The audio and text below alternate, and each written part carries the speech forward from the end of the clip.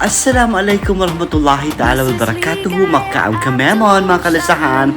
So for today's vlog, eto na nga, mainit-init pa, oh my god. Alam mo yung paglapag mo pa lang ng Pilipinas, bigla ka makakatanggap ng isang malaking sorpresa ng isang hotel sa Zamboanga City, which is Hotel Marcelina. At the moment mga friendship, eto na nga, ready na ako. Syempre nagpaganda na ang lola niyo kasi nga pauwi na ng Pilipinas. Ayan na. So, alhamdulillah, I'm so very much thankful to Allah kahit papano. Ang ganda ng bakasyon ko. I really enjoyed my stay in Kuala Lumpur, Malaysia. Sa mga tao po ng Johor Bahru, Klang, Selangor, and Kuala Lumpur, maraming salamat po sa inyong lahat. Sa nag-imbita sa akin, I love you all. So, eto na nga ang pasabog dito, Marcelina. The moment na paglapag ko ng Pilipinas, naloka ako kasi may text ako natanggap sa kanila na bibigyan nila ako ng malaking sorpresa. Kumbaga parang early Christmas gift nila kay Ligaya. O diba? Anyway mga friendship, itong view pala ha. This is the view ng Kuala Lumpur.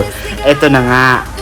Siyempre, napagod ako sa biyahe, o diba? So, ang na-receive ko sa text ay binigyan ako ng Hotel Marcelina ng suite room for 2 nights and free everything. O diba, saan ka pa? Oh my God.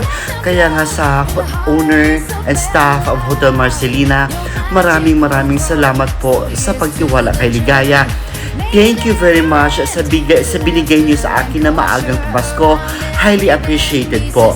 Sa mga friendship ko dyan, sa Zamboanga, Sulu, Basilan, and of course, Tawi-Tawi or anywhere in the world.